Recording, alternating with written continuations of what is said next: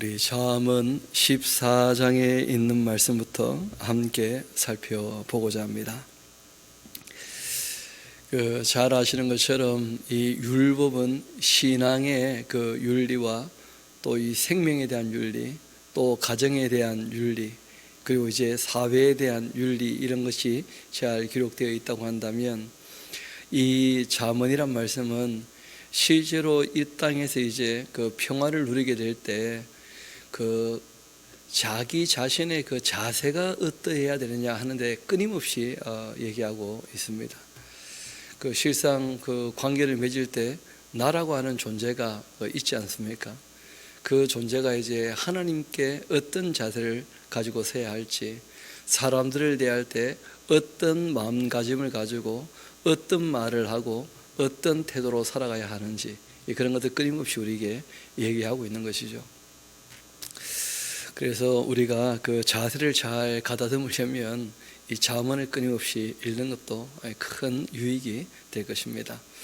우리 지난 시간 13장까지 쭉 살펴보았는데 오늘 이제 14장부터 함께 봅시다. 지혜로운 여인은 자기 집을 세울 줄 압니다. 미련한 여인은 자기 손으로 그것을 헌다는 거예요. 어떻게 하면 세워가는지, 어떻게 하면 허물어지는지 그 본인이 잘 알죠. 흔들면 무너집니다. 흔들면. 그래서 안정된 심령이라는 것이 여인들에게 요구되어지는 참 중요한 덕목이기도 하죠. 또 염치와 정절 이런 것도 부탁하시는데, 끊임없이 남자에 대한 얘기하다가 간혹 이제 그 여인에 대한 지혜도 얘기합니다. 정직하게 행하는 자라면 여호와를 경외하는 사람이라는 것입니다. 반면 이 패역하게 행하는 자, 여호와를 경멸하는 사람입니다. 하나님의 말씀을 무시하고 또 그 약속을 완전히 그냥 멸시해버리는 사람들, 하나님을 경멸하는 사람이죠. 미련한 사람은 교만하다는 거예요. 교만하면 하나님께 늘 맡게 되는데 그 입을 가지고 매를 자청합니다. 말을 너무 함부로 하게 된다는 거예요. 말을 함부로 하는 이유는 마음에 교만이 있기 때문이고, 그것이 바로 미련한 사람이다 하고 이렇게 얘기를 한 것이죠. 왜 말을 함부로 하느냐? 그 교만하니까 그렇다. 아주 쉬운 얘기 아닙니까? 우리가 마음을 좀 다듬어가는 것이 참 중요합니다. 또 이어 말씀하신 것이 지혜로운 자의 입술은 자기를 보전하게 됩니다. 이 소가 없으면 구유는 깨끗하겠지만 소의 힘으로 얻는 것이 많다. 우리가 이 땅에 살아갈 때 모든 것이 완전하게 좋을 수 있는가? 그럴 수 없다는 거예요. 그 백신 맞아야 됩니까? 맞지 말아야 됩니까? 이런 것 때문에 아직까지도 고민하고 갈등하는 분도 있을 수 있습니다. 왜냐하면 백신에 부작용이 있는 것도 사실이거든요. 그렇지만 백신을 맞아서 유익을 얻는 것도 훨씬 많죠. 그래서 우리가 다 살펴보고 난 다음에 전체를 위하여 어떤 선택을 해야 될 것인가, 그렇게 우리가 결정할 수밖에 없는 일들이 있지 않습니까? 설거지 할 게 들어와서 밥 안 해 먹는다, 그거 좀 이상하지 않겠어요? 우리가 이 땅에 살아갈 때는 천국이 아니기 때문에 소를 키우면 어쩔 수 없이 지저분한 것이 좀 생길 수 있지만, 그러나 그 힘으로 얻는 것이 많다면 우리가 잘 살펴서 더 큰 유익이 있는 쪽으로 갈 수밖에 없는 그런 부분들이 있다는 걸 꼭 기억하시면 좋겠습니다. 신실한 증인은 거짓말을 하지 않습니다. 반면 거짓 증인은 거짓말을 뱉게 되는 것이죠. 이왕 얘기가 나왔으니까 그 말씀을 한두 마디 더 드린다면, 요즘에 델타 변이 때문에 시끄럽지 않습니까? 돌파 감염에 대해서도 얘기를 하고 있고, 그러나 데이터를 보면 쉽게 알 수 있는데, 백신을 맞은 사람은 그 돌파 감염이 있어도 현저하게 감염되는 수치가 낮아요. 백신을 안 맞으면 수치가 엄청 높습니다. 델타 변이라고 하는 것이 이전에 있었던 코비드 바이러스보다 감염률이 거의 한 적게 잡아도 4배, 많게 잡으면 한 대여섯 배 가까이 된다 그러거든요.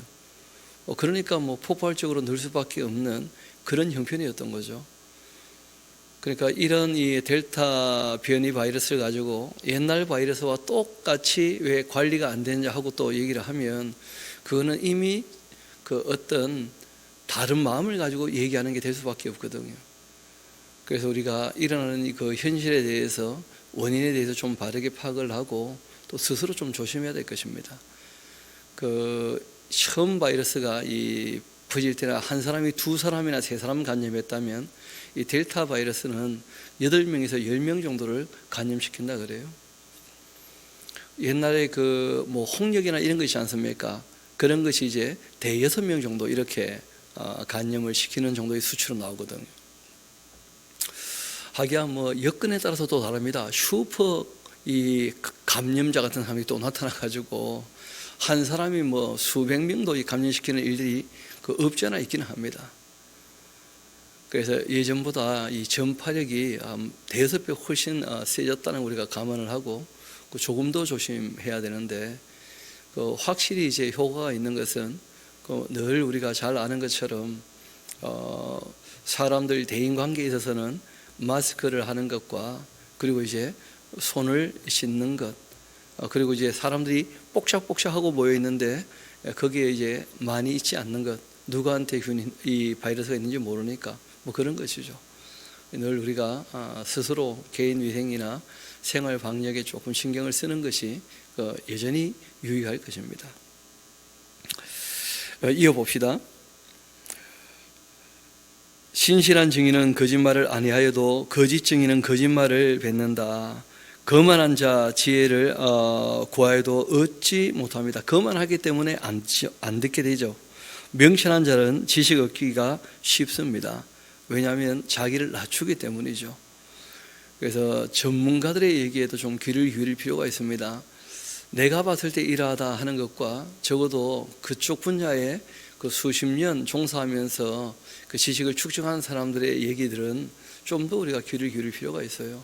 내가 더 제일 잘 해석한다, 내가 제일 잘 안다 그렇게 생각하면 그 자체가 이제 걸림돌 될 수 있으니까요. 너는 미련한 자의 앞을 떠나라. 그 입술에 지식이 있음을 보지 못했다. 슬기로운 자의 그 지혜는 자기의 길을 아는 것이라도 미련한 자의 어리석음은 속이는 것이다. 남도 속이고 스스로 속고 뭐 그럴 수가 있다는 거죠. 그래서 슬기로운 사람은 그 지혜를 얻게 되면 그 선택을 합니다. 조금 지저분해도 구유가 소를 키워야 되는지 말아야 되는지 그런 거 좀 생각을 하고 이제 결정을 하게 되는 것이죠. 전체 유익을 위해서 내가 어떻게 행동할 것인가 그런 것도 우리가 바르게 판단하고 실천하면 되겠습니다. 이어봅시다. 미련한 자는 죄를 가볍게 여긴다는 거예요. 심상히 여겨도 정직한 자 중에는 은혜가 있느니라.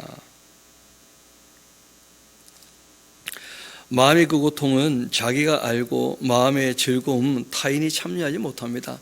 뭐 우리는 기쁨도 나누고 슬픔도 나눈다 하지만 실제로 그 나누어지는 것은 아니거든요. 한 교회에 그 참 어려움을 겪고 이제 신앙생활을 시작하시게 된 분이 계셨는데 그게 딴 게 아니고 그 자기 자녀가 그 어릴 때 별세를 하신 거예요. 그런데 뭐 그 죽음 자체가 편한 죽음이 아니었던 겁니다. 그러니까 뭐 누가 무슨 말을 해도 그 마음이 위로가 안 되는 거예요. 그런데 이제 그 교회 그 목회자 가정에 그 자녀가 좀 특별한 일이 있어서 별세하게 된 일이 있게 되었어요. 그 목사님 부부도 뭐 이겨내기 어려울 정도로 괴로워하고 마음 아파하고 그렇게 했었는데 왜냐하면 일상적인 죽음이나 편한 죽음이 아니었거든요. 그러니까 뭐 일을 계속 할 것인가 말 것인가 그렇게 괴로워할 정도로. 그렇지만 그 우리가 잘 아는 대로 레위기를 보면 그 아론의 그 아들이 있지 않습니까? 다른 불들이 있다가 죽지 않습니까? 나답과 아비후가. 그렇지만 뭐 아론은 자기 일 또 계속 감당하는 것이니까. 그래서 이제 다시 이제 경륜을 잇고 목회를 이제 다시 이어가기로 하게 되었는데 그때 이제 좀 전에 얘기했던 그 자매가 실제로 이제 마음에 이해가 되고 들어오는 거죠. 그래서 그 자매를 붙잡고 참 나도 마음 아프지만 이제 당신 마음을 좀 알 것 같다고 하고 이제 공감되어지니까 서로 이제 그때는 진짜 공감이 되니까 마음의 위로가 되는 거죠. 서로 아픔이 있었으니까, 똑같은 아픔이 있었으니까. 실제로 우리가 경험하지 못하고 똑같은 아픔에 참여할 수 있는가? 경험하지 못하고 똑같은 기쁨을 누릴 수가 있는가? 우리가 그럴 수는 없죠. 마음을 우리가 동조할 수는 있지만 공감한다는 것은 또 딴 문제가 되거든요. 슬퍼하는 자와 함께 우리가 울 수가 있고 슬퍼할 수 있지만 그 사람 마음에 참여하기는 쉽지 않을 겁니다. 똑같은 마음이 아닐 수 있다는 거예요. 그래서 우리가 그런 인식을 가지고 사람을 대하는 자세가 필요할 겁니다. 내가 어떻게 다 알겠냐마는 그래도 자네 옆에 내가 있지 않는가 하는 정도로 이제 우리가 위로할 수 있고 기댈 수 있는 정도의 어깨는 내줄 수 있을 겁니다. 그래서 성경은 참 솔직하게 얘기를 하고 있죠. 마음의 고통 남이 다 알아주지 못하고 또 알 수도 없다는 거예요.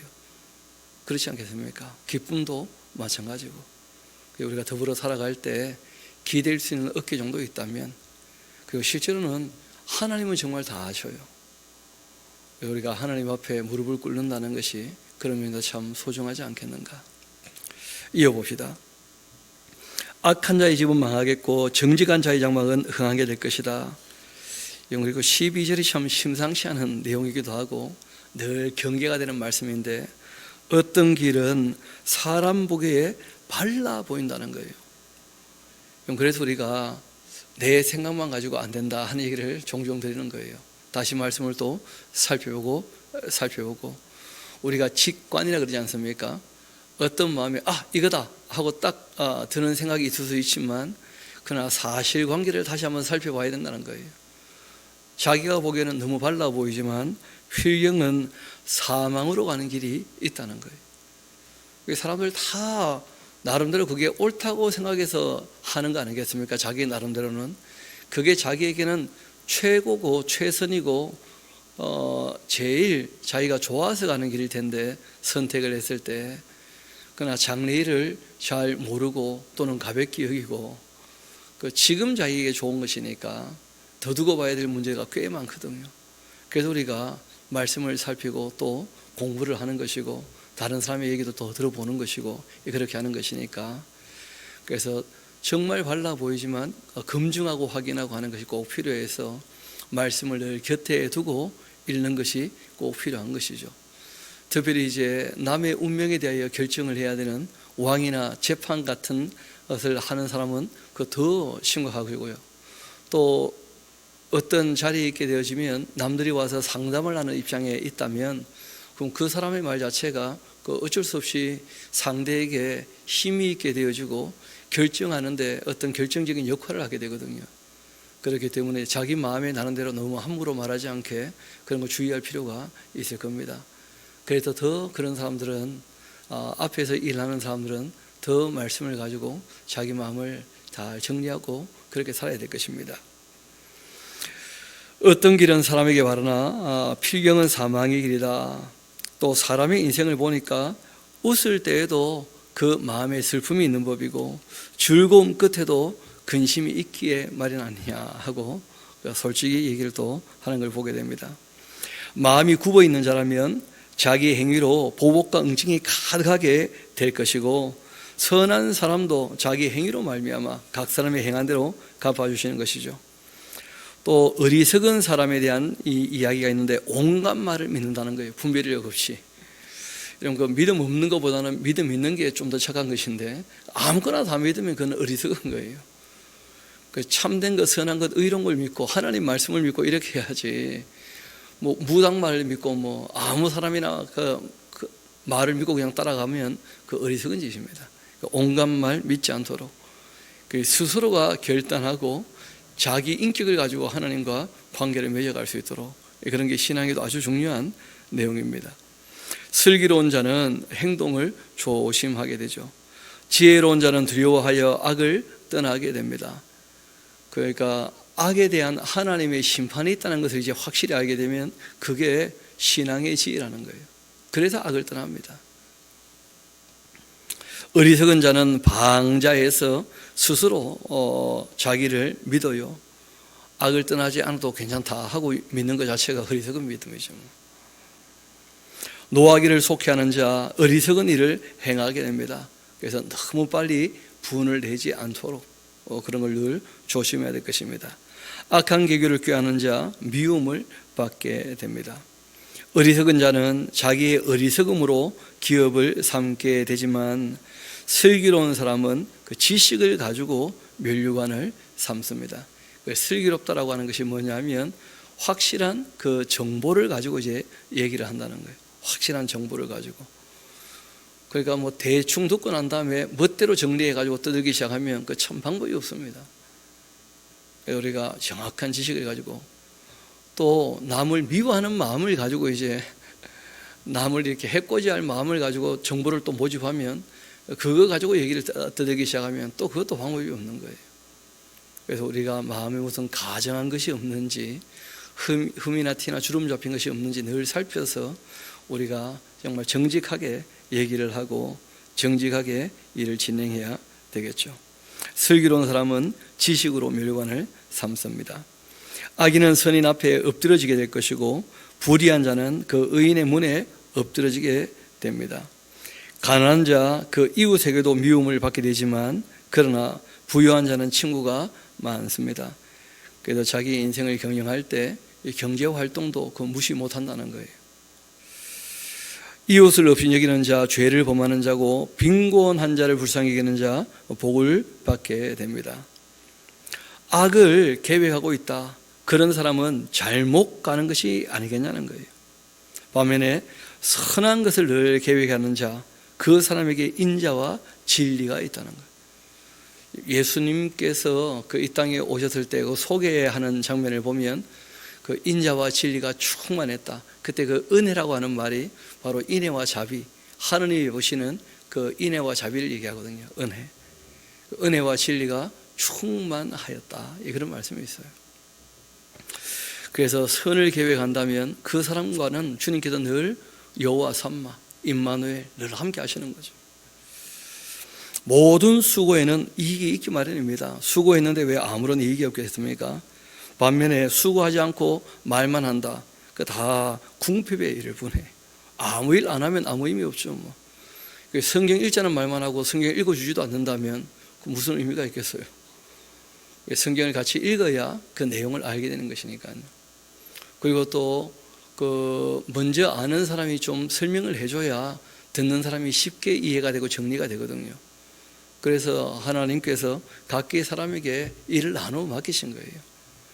이런 일 저런 일에 좀 더 익숙한 사람들 있게 하셔서 서로에게 유익을 얻게 하시는 것이니까요. 그래서 우리가 수고를 하는 것, 그걸 정말 즐거워한다면 그 인생이 참 풍요롭게 될 것입니다. 이어봅시다. 지혜로운 자의 그 재물은 그 멸관이고 미련한 자의 손은 다만 미련한 것 뿐일 것입니다. 그러니까 미련한 사람은 재물이 있어도 문제가 되는 거예요. 왜냐하면 자기가 수고해서 얻는 것도 있지만 또 뭐 물려받는 것도 있고 뭐 그럴 수 있기 때문에 재물 자체가 선하다 그렇게 볼 수 없다는 거예요. 그걸 사용하는 사람이 어떤 사람인가 그런 것을 우리에게 또 알려주고 있습니다. 진실한 그 증인은 사람의 생명을 구하게 됩니다. 그러나 거짓말을 뱉는 사람, 속이는 사람이고 특별히 부탁하시죠. 법정에서 거짓 증거하지 말라 하신 것이었는데 바로 이 거짓말을 뱉는 사람 할 때 법정에서 거짓 증언하는 사람을 얘기해요. 그런 사람은 누군가에게는 해코지를 하게 되는 것이죠. 우리 26절부터 그 30절까지 같이 한번 차근차근 읽어봅시다. 시작. 여호와를 경외하는 자에게는 경고한 의뢰가 있나니 그 자녀들에게 피난처가 있으리라. 여호와를 경외하는 것은 생명의 셈이니 사망의 그물에서 벗어나게 하느니라. 백성이 많은 것은 왕의 영광이요 백성이 적은 것은 주권자의 패망이니라. 노하기를 더디하는 자는 크게 명철하여도 마음이 조급한 자는 어리석음을 나타내느니라. 평온한 마음은 육신의 생명이나 시기는 뼈를 썩게 하느니라 하면서, 그 마음에 스트레스가 많은 사람, 왜 스트레스가 많은가? 제가 봤을 때는 그 시기하는 마음이 있어서 그렇지 않는가? 나한테 이럴 수가 있다니, 그 교만해서 그런 거 아닌가? 그런 마음도 있어요. 실제로 예수님 부탁대로 그 온유함과 겸손함을 겸비한다면 그 스트레스가 그리 많지 않을 것 같아요. 근데 그런 얘기 있지 않습니까? 이거는 뭐 마음으로 말미암아 생겼던 병입니다 하면서 그 꽤 여러 가지 병들이 있는 거예요. 그 중에 지난번 얘기 드렸죠. 류마티스성 관절염 중에 그 심인성, 마음 때문에, 스트레스 때문에 장애가 생겨서 암도 마찬가지입니다. 스트레스 많이 받으면 그러면 온갖 이런저런 질환이나 질병 생기기도 하거든요. 음식 때문에 생기기도 하고, 또 공기가 안 좋으면, 또 우리가 마시는 물이 안 좋으면, 뭐 여러 가지 환경에 대한 문제도 있지만 실제로는 심인성병도 꽤 많아요. 그 자기 마음을 지키지 못하면 온갖 이 마음의 병뿐 아니고 마음의 병이 오면 몸도 병이 옵니다. 몸도. 특별히 성경이 얘기하는 것은 뼈를 썩게 한다 이런 말씀이 있는데, 여러분 이 뼈에서 그 조혈자국 피를 만들어내지 않습니까? 골수에서 피를 만들어낼 텐데 문제는 뼈가 약해지면 피도 탁해지는 것이고 다 약해지는 것이죠. 그래서 우리가 이 건강을 위해서 그 음식도 잘 가려 먹고 마음도 잘 정돈하고, 또 마음 정돈하기 참 좋은 것 중에 하나가 뭐냐면 산책하는 거예요. 산책하는 거.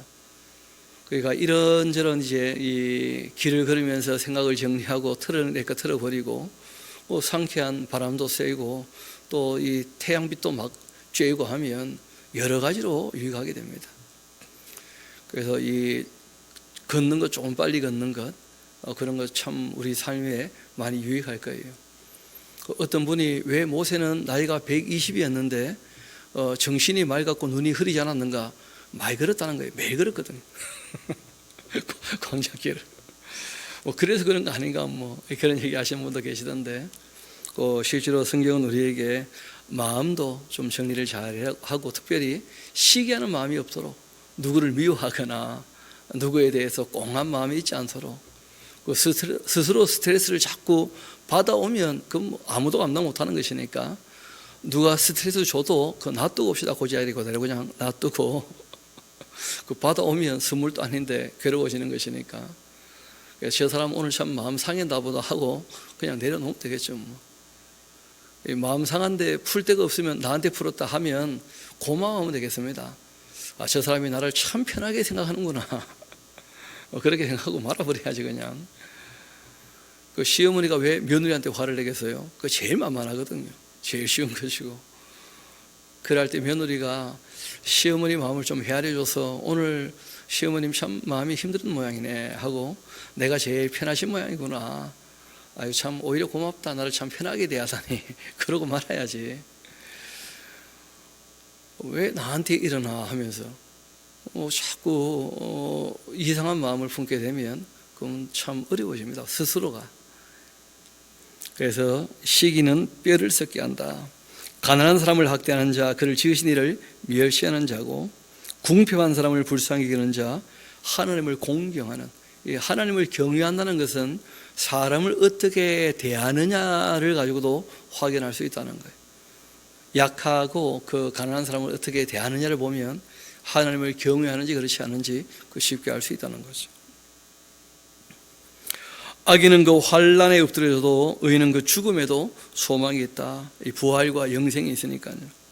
지혜는 명철한 자의 마음에 머물거니와 미련한 자의 속에 있는 것 나타나느니라. 공의는 나라를 영화롭게 하고 죄는 백성을 아주 욕되게 합니다. 그래서 통치자에게 늘 부탁하는 것이 있죠. 성실과 공의와 정의, 그런 것이죠.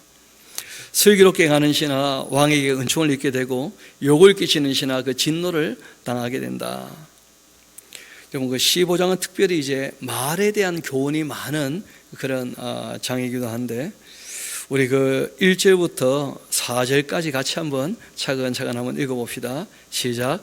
유순한 대답은 분노를 쉬게 하여도 과격한 말은 노를 격동하느니라.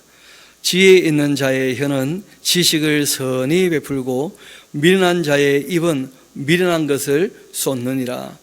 여호와의 눈은 어디에서든지 악인과 선의를 감찰하시느니라. 온순한 혀는 곧 생명나무이지만 배역한 혀는 마음을 상하게 하느니라. 아멘. 그래서 누군가가 우리에게 아주 분노를 가지고 대할 수 있다는 거예요. 말씀드린 것처럼 만만해 보이니까 그럴 때 유순한 대답이 그 분노를 쉬게 할 수 있다는 거예요. 말씀드린 것처럼 누가 막 역정 낼 때 오늘 많이 힘들었는가 보다 그 한마디 해주면요, 너가 내 마음 좀 알아주네 하는 식으로 해서 정리될 수 있다는 거예요. 맞받아 치면 더 커지고 마는 것이죠.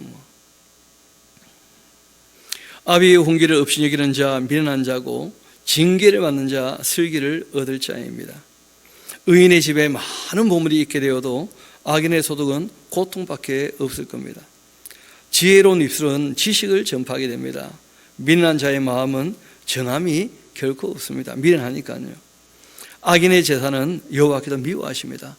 제사를 받지 않으십니다. 악인의 제사니까요. 하나님이 제사 자체를 원하시는 것이 아니고 그 사람을 원하기 때문에 내 말대로 재물 들고 오면 내가 만나주마 하고 재물이 본질이 아니고 그 사람의 그 순종하는 자세를 하나님께서 보시는 것이거든요. 그래서 가인같이 하지 말라 하는 말씀하죠. 그는 악하기 때문에 그 제사 안 받으신다는 거예요. 악인의 제사는 여호와께서 미워하십니다. 반면 정직한 자의 그 기도는 그가 기뻐하셔요. 여러분 제사와 기도를 그 대비해서 얘기하지 않습니까? 기도하는 것 자체가 하나님께 나아가는 것을 얘기하는 거예요. 악인의 길은 여호와께서 미워하십니다. 반면 공의를 따라가는 자 하나님께서 사랑하신다는 거예요. 하나님이 어떤 사람을 사랑하시는가?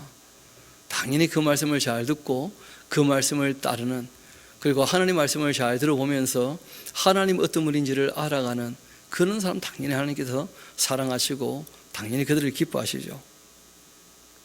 도를 배반하는 자 엄한 징계를 받을 것이고 견책을 싫어하는 자 죽게 될 거다. 수올과 아바단도 여호와 앞에 다 드러나기 마련이다. 무적행, 끝이 없는 구덩이 또는 그 음부 다 하나님 앞에 다 드러나기 마련이다. 어떤 것도 감출 수 없다는 거예요. 하나님 앞에는 하물며 사람의 마음이겠는가. 남들 앞에서는 내 마음 감출 수 있어도 하나님은 그 심령을, 그 중심을 감찰하시는 분이셔. 거만한 자 견책받기를 좋아하지 않고 지혜 있는 자에게로 가지도 아니하느니라. 또 마음의 즐거움은 얼굴을 빛나게 해도 마음의 근심은 심령을 상하게 합니다. 그 링컨이라는 분이 했던 말인데, 사람이 나이가 40살 넘어가면 그때부터는 자기 얼굴에 좀 책임을 져야 된다, 그런 말을 해요. 사람 그 얼굴에 자기 마음이 좀 드러난다, 그런 얘기가 있지 않습니까?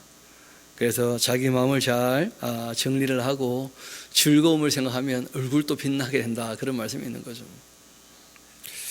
마음의 근심은 심령을 상하게 합니다.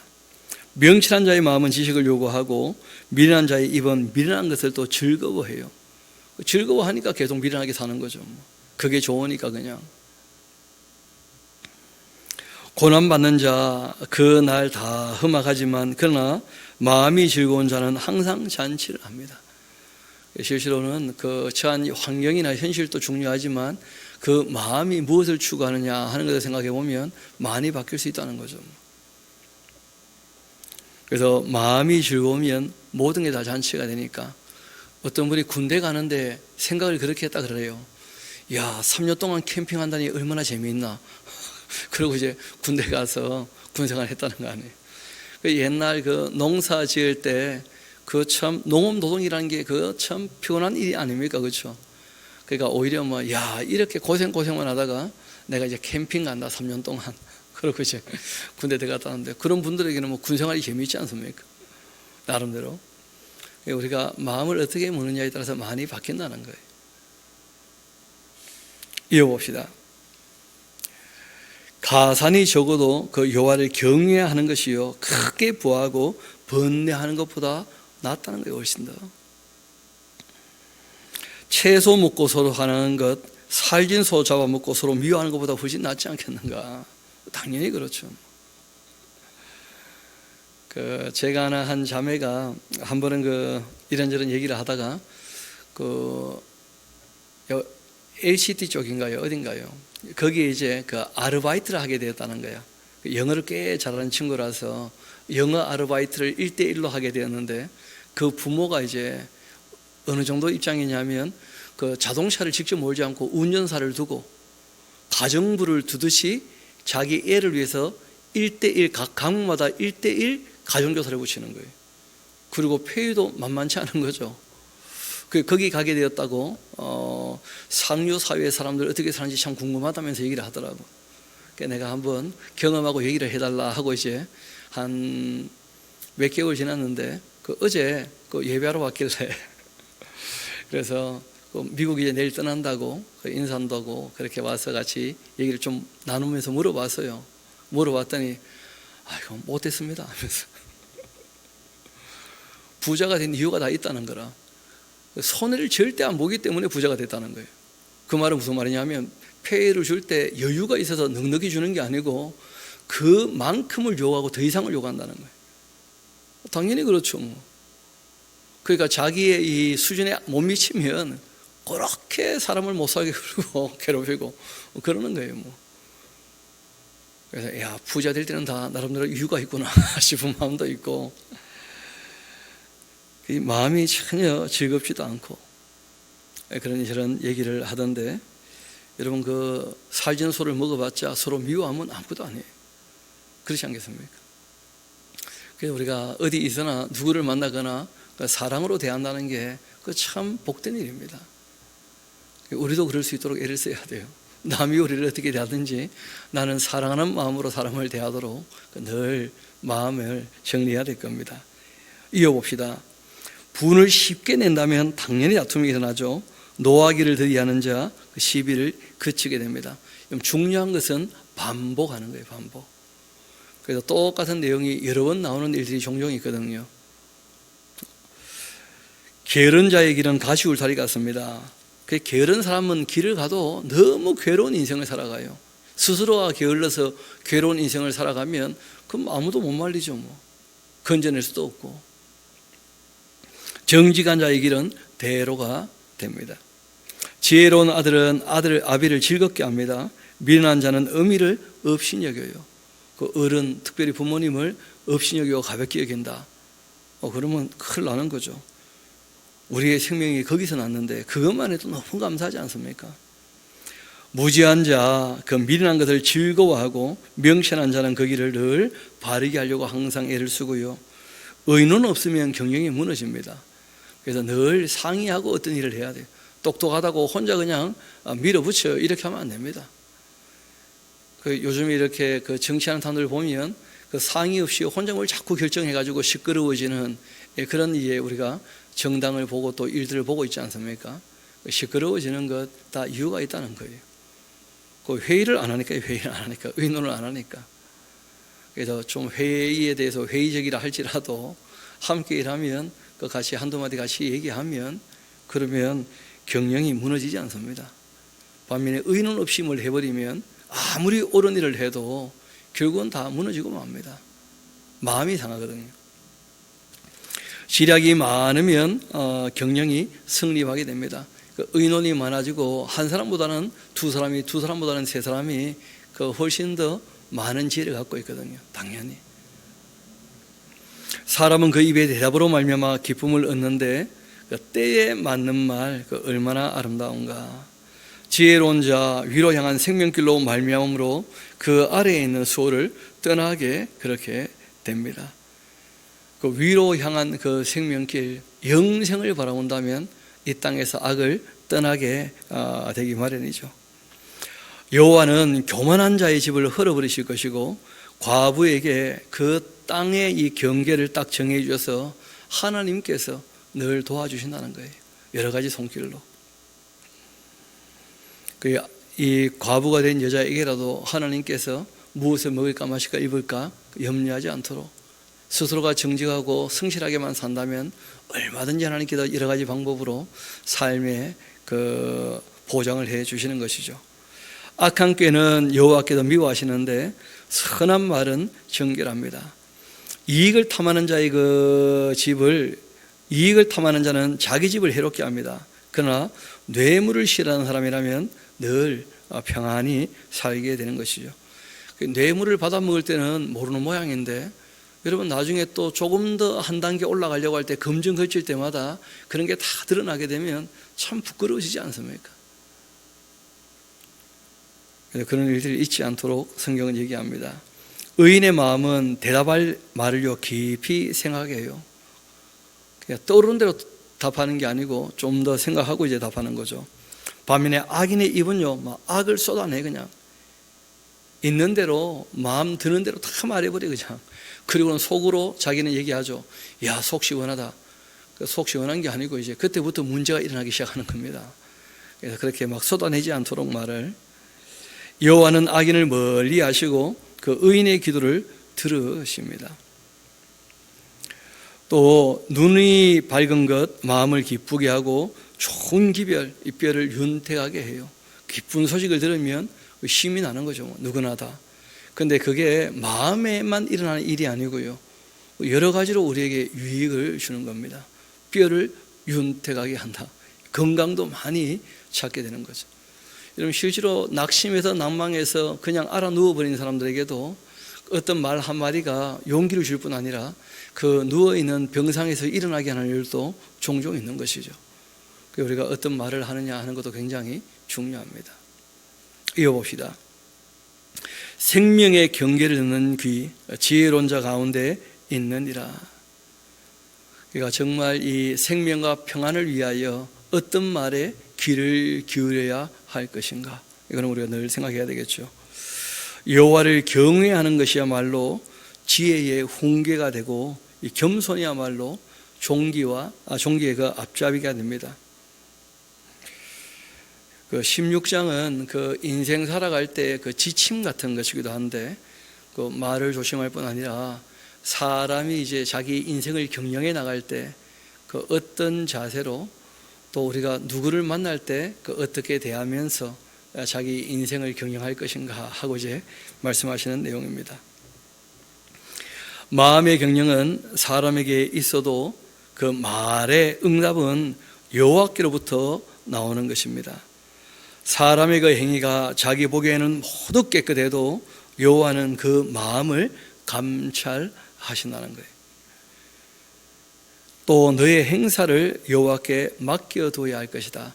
그러니까 하나님 뜻대로 하려고 애를 써야 돼요. 지금 눈앞에 있는 자그마한 이익 때문에 그 하나님의 이 말씀에 굳게 행동하게 되어지면 그러면 시간이 지나고 반드시 그 대가를 지불하기 마련이라는 거죠. 그래서 너의 행사를 여호와께 맡겨라 하는 말이 우리가 어떤 일을 하든지 간에 주님의 뜻대로 올곧게 하면 그러면 하나님께서 인정해 주신다는 거예요. 여러분 그 수룹바벨이라고 하는 사람이 있지 않습니까? 이 성경을 보면 그 당시 많은 나라가 있고 그 이스라엘 나라는 너무 초라한 나라였고 수룹바벨이 두 번째 성전을 짓기 위하여 여러 가지 이제 골몰하면서 애쓰고 있는 중에 있는데 누가 봐도 별로 큰 일도 아닌데 감당도 못하는 것처럼 보이고 능력도 없어 보이고 가진 것도 없어 보이고 다들 그렇게 좀 하찮게 여기는 마음이 있었었는데 하나님 말씀은 작은 일의 날이라고 해서 누가 수룹바벨을 함부로 대하냐는 거예요. 내가 온 세상 보는 눈을 온 세상에 보내가지고 온 세상 사람 다 살펴봤는데 수룹바벨처럼 내 앞에서 큰 자가 없다는 거예요. 하나님께서는 누구한테 인정받느냐 하는 게 참 중요하죠. 정말 하나님을 경외하면서 주님의 일을 하고자 하는 사람이 수룹바벨 말고 누가 있느냐. 지도자 중에 그 당시 세상 지도자들은 전부 자기 욕심이나 이익을 위해서 권세를 잡으려고 또 떵떵거리고 싶어서 왕이 된 사람이 대부분이었거든요. 반면에 수룹바벨은 진짜 헌신하고 봉사하는 주님의 일을 위해서 모든 좋은 것들, 바벨론에 있었으면 많은 것을 누릴 수 있었는데 그 모든 걸 다 내려놓고 정말 힘들고 어렵지만 해야 될 일을 위해서 내려온 사람이었거든요. 예루살렘으로. 그래서 하나님께서 오히려 이 스룹바벨이야말로 일은 작아 보이지만 하나님 보시기에는 가장 큰 인물이고 내가 제일 마음에 들어하는 인물이다. 그 당시 지도자 중에서는 그렇게 말씀하시는 내용들이 성경에 있죠. 그래서 우리가 하나님께 행사를 맡겨놓고 그리고 이제 주님의 뜻 따라 일한다는 것이 제일 귀한데 그러면 경영하는 것이 이루어질 거라는 거예요. 그래서 스룹바벨에게 하신 말씀이 있죠. 이전의 영광보다 나중 영광이 더 크게 될 것이다 하고 실제로도 그렇게 되었죠.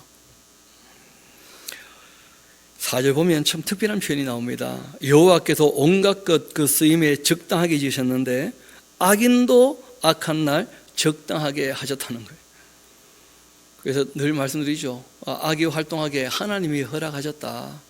성도의 그 검증이나 연단 이런 것들이 꼭 필요하기 때문에 하고 이제 말씀드린 적이 있었는데 그 바로 같은 존재가 있으니까 하나님께서 자신을 온 세상에 계시하시게 되시는 것이죠. 이어봅시다. 무릇 마음이 교만한 자 여호와께서 미워하십니다. 피차 손을 잡을지라도 벌을 면치 못할 겁니다. 인자와 진리로 인하여 죄의 악이 속하게 됩니다. 하나님께서 은혜 베푸셨기 때문에 용서하신 것이고 우리가 이제 그 주신 진리를 따라 살기 때문에 악에서 떠나게 되는 것이죠. 여호와를 경외해야 하는 것이 무엇이냐? 악을 떠나는 것이다. 정말 하나님을 경외하는 사람이라면 악을 떠나 살기 마련이다 하고 말씀하십니다. 사람의 행위가 여호와를 기쁘시게 하면 그 악을 떠나 살게 되어지면 그 사람의 원수도 그와 더불어 화목게 되는 일이 있다 하고 말씀하시죠. 아니 하나님의 율례와 법도를 따라 살고 또 여기 있는 지혜를 따라서 우리가 노하는 사람에게 우리가 정말 인격적으로 정중히 대하면 원수도 그와 더불어 화목하게 되는 일이 있다. 당연한 일이죠. 가끔 그런 얘기 우리가 듣게 되지 않습니까? 야, 나 너 그렇게 안 봤는데 정말 내가 오히려 미안하다. 내가 너에 대해서 오해가 많았다 하면서 오히려 원수로 여겼던 사람들이 다가와서 손을 내밀고 함께하자 하는 일이 얼마든지 있을 수가 있는 것이죠. 적은 소득이 공의를 겸하게 되면 그 많은 소득이 불의를 겸하는 것보다 나은 법이다. 이 가치관의 문제입니다. 물질이라는 것이 우리에게 너무 소중하지만 그러나 물질의 이 풍요와 빈곤보다 더 중요한 것은 정의와 공의를 추구했느냐, 이게 훨씬 더 값진 그러한 가치가 있는 것이죠. 우리 9절부터 시작해서 13절까지 같이 한번 보도록 합시다. 시작. 사람의 마음으로 자기의 길을 계획할지라도 그 걸음을 인도하시는 이는 여호와시니라. 하나님의 그 말씀이 왕의 입술에 있은즉 재판할 때에 그의 입이 그르치지 아니하리라. 공평한 저울과 접시 저울은 여호와의 것이요 주머니 속의 저울추도 다 그가 지으신 것이니라. 악을 행하는 것은 왕들이 미워할 바니 이는 그 보좌가 공의로 말미암아 굳게 섬이니라. 아멘. 우리가 여러 가지 계획을 해도 하나님께서 그 걸음을 인도하시는 것이고 그리고 하나님께서 정말 기뻐하시는 것이 공의와 정의라는 거예요. 하나님 보좌의 기초가 그러한 것처럼 우리의 삶의 기초도 공의와 정의를 따라간다면 그 당시 왕에게 그 자리를 보장해 주시고 세워주시는 것처럼 우리 삶의 자리에서 우리도 우리 역할을 바르게 잘 감당할 수가 있게 되는 것이죠. 의로운 입술은 왕들이 기뻐하는 것이고 정직하게 말하는 자 그것을 그들의 그 사랑을 잊기 마련이다. 왕의 진노는 죽음의 다들과 같아도 지혜로운 사람은 그것을 쉬게 한다. 진노를 쉬게 할 줄 아는 것, 그게 지혜로운 말을 구사하는 사람의 그 언어죠. 왕의 그 희색은 생명을 뜻합니다. 왕이 기뻐하면 사는 거죠, 그렇죠? 그의 은택이 늦은 비를 내리는 구름같이 않는가. 그래서 이 정치하는 사람들 우리가 기쁘게 일할 수 있게, 공무원들도 기쁘게 일할 수 있게 우리가 격려해주고 너무 함부로 말하지 않도록 그렇게 하면 참 좋지 않겠는가. 이어봅시다. 지혜를 얻는 것, 금을 얻는 것보다 얼마나 나은고 명철을 얻는 것, 은을 얻는 것보다 더욱 나은 법이다. 악을 떠나는 것이야말로 정직한 사람의 대로이다. 자기 그 길을 정직하게 지키는 자, 자기 영혼을 보존케 되는 것이다. 반면 이 교만함이야말로 패망의 선봉이 되는 것이고, 거만한 마음은 넘어짐의 앞잡이가 되는 것이다. 겸손한 자와 함께하여 마음을 낮추는 것이야말로 교만한 자와 함께 탈취물을 나누는 것보다 낫지 않겠느냐. 삼가 하나님께서 우리에게 주신 그 말씀에 주의하는 자, 좋은 것을 얻게 된다. 여호와를 의지하는 자야말로 복이 있는 것 아니겠느냐. 하나님을 의지한다라고 하는 것이 단지 그냥 주님 의지합니다 이게 아니고, 주님 말씀을 잘 듣고 따르는 것이 하나님을 의지하여 사는 거예요. 자기 방법대로 살면서 하나님 주님을 의지합니다, 그 의지하는 게 아니죠. 자기 멋대로 살고 있는데 뭘. 하나님을 의지한다는 것은 그 내신 말씀을 따라 산다 하는 것을 전제로 하시는 말씀입니다. 마음이 지혜로운 자 명철하다 일컬음을 받고, 입이 선한 자 남의 학식을 더하게 합니다. 명철한 자에게는 그 명철이 생명의 샘이 되거니와 미련한 자에게는 그 미련한 것이 징계가 되고 마합니다. 지혜로운 자의 그 마음은 그의 입을 슬기롭게 하고 또 그 입술에 지식을 더합니다. 선한 말이야말로 꿀송이 같아 마음에 달고 뼈에 양약이 됩니다. 여러분, 듣기 좋은 말이 아니고요, 선한 말을 해야 돼요. 누구에게나 유익이 되어지는 참되고 선하고 의로운 말을 해야 돼요. 사람들이 오해를 합니다. 듣기 좋은 말이 선한 말인 것처럼 오해를 하는데, 그 듣기 좋은 말은요, 아부가 될 수도 있어요. 우리가 영원히 유익이 될 만한 선한 말을 해야지, 잠시 그냥 기분 좋은 말을 한다고 해서 되는 것이 아니라는 거예요. 이어봅시다. 어떤 길은 사람 보기에는 바르지만은 그러나 필경은 사망의 길도 있는 것이니까 자기가 어떤 결정을 하기 전에 다시 한번 말씀으로 검증해 봐야 돼요. 이게 정말 참되고 선하고 의로운지. 발라 보여도 그렇지 않은 것이 있다는 거예요. 고되게 일하는 자 식욕으로 말미암아 애쓰는 것 아니겠느냐. 이는 그의 입이 자기를 독초하기 때문이다. 열심히 일하면 맛있는 거 좀 먹어야죠. 그러려고 일하는 건데 그래. 그런 거 전혀 성경은 문제 삼지 않습니다. 사람이 왜 그 수고하고 애를 쓰겠냐. 식욕으로 말미암은 거다 하고 이제 말씀하시죠. 그러나 너무 맛있는 것만 찾아다닌다. 건강도 해치고 다 문제가 여기저기 터지게 마련인 것이죠. 불량한 자는 악을 꾀하나니 그 입술에는 맹렬한 불 같은 것이 있다. 패역한 자 다툼을 일으키고 말쟁이는 결국 친한 법까지도 이간질하게 되고 사이를 갈라놓게 돼요. 말을 좀 조심하고 또 말을 우리가 아끼는 것도 참 필요합니다. 강포한 사람은 그 이웃을 깨어 좋지 아니한 길로 인도하느니라. 이 눈짓하는 자 패역한 일을 도모한다. 이 눈짓이 여러 번 나오죠, 그렇죠? 이런 게 눈짓하는 거거든요. 이렇게 하는 거. 그 뒤에서 남을 조종하는 사람과 악한 사람이에요. 그래서 우리가 살인죄보다 더 문제가 되는 게 살인교살, 살인하도록 지시해가지고 문제를 일으키는 사람들 늘 있거든요. 눈짓하는 자 패역한 일을 도모하고 있고 입술을 닫는 자 악한 일을 이루고 있다 하면서, 백발은 영화의 면류관이 됩니다. 그러나 공의로운 길에서 얻게 되어져요. 백발이라고 다 영화로우냐? 공의롭게 살았던 사람의 백발이야말로 면류관이 된다는 거예요. 영광의 면류관이. 악하게 살아도 백발이 되는 수가 있거든요. 그런 사람은 그 백발이 영광이 안 되겠죠, 그렇죠? 저도 이제 50이 넘어가니까 은근히 그런 말이 겁나요. 나이 먹고 뭐 했나? 그러면 안 되니까 일할 건 조심해서 일을 해야 되겠다는 생각을 하게 되거든요.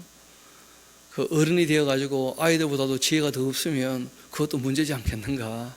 그래서 이제 조금 더 이렇게 이것저것 좀 살펴보는 그런 입장도 있고 한데, 정말 백발은 영화의 면류관인데 공의로운 길에서 얻게 되어져요. 누구를 대하도 정말 공평하게 온유와 겸손으로 긍휼과 자비로, 그리고 정말 성경이 얘기하고 있는 참된 지혜와 지식을 갖고 있다면, 그러면 하나님 앞에서도 영광을 받게 될 것입니다. 백발은 영화의 면류관이 되기를 소망합니다. 우리 32절, 33절은 같이 한번 읽어볼까요? 시작. 노하기를 더디하는 자 용사보다 낫고 자기 마음을 다들 줄 아는 자 성을 빼앗는 자보다 나으니라. 제비는 사람이 뽑지만 그러나 모든 일을 작정하기는 여호와께 있느니라. 아멘. 그 32절 참 놀라운 얘기 아닙니까? 누구의 성을 빼앗는 그 용사보다 노하기를 더디하는 사람이 훨씬 더 낫다는 거예요. 싸워서 이기는 것보다는 싸우지 않을 줄 아는 사람이 진짜 승자라는 거예요. 그래서 뭐 병법 중에 최고의 병법이 36개 줄행낭이라면서요. 대놓고 도망가는 거, 안 싸우는 거. 그게 최고의 무술 비법이라 그러지 않습니까? 왜냐하면 다투어서는 다툼 이전보다 더 좋은 걸 얻을 수가 없다는 거예요. 평화를 깨트리고 난 다음에는 평화보다 좋은 걸 얻을 수가 없다는 거예요. 우리가 다듬어가고 고쳐갈 수 있는데 시간을 조금 들여야 된다 할지라도 우리가 노하기를 더디하도록, 그리고 또 분노하는 사람에게 대놓고 분노하지 않도록, 또 우리가 미워하는 사람이라 할지라도 주님의 말씀을 쫓아서 우리가 대함으로 말미암아 원수라도 친구가 될 수 있는 그런 이제 마음을 잘 다듬어 가시는 그런 저와 여러분 되기를 소망합니다. 그리고 다시 한번 그 인생 경영에 그 처음 16장 1절과 똑같은 말씀이죠, 그렇죠? 16장 1절 우리가 기억할 텐데, 마음의 경영은 사람에게 있어도 말의 응답은 여호와께로 난다 하는 것과 똑같이 수미상관으로 이제 양괄식으로 내용을 딱 정리했는데, 제비는 사람이 뽑는 겠지만은 그러나 모든 일을 작정하기는 여호와께 있다. 하나님 뜻밖의 일어날 일이 없고 모든 일에 대해서 하나님께서 또 심판하실 것이니까 우리가 하나님 뜻 안에서 주어진 일들을 기쁨으로 감당해 나가는 저와 여러분 되기를 소망합니다. 기도하시겠습니다.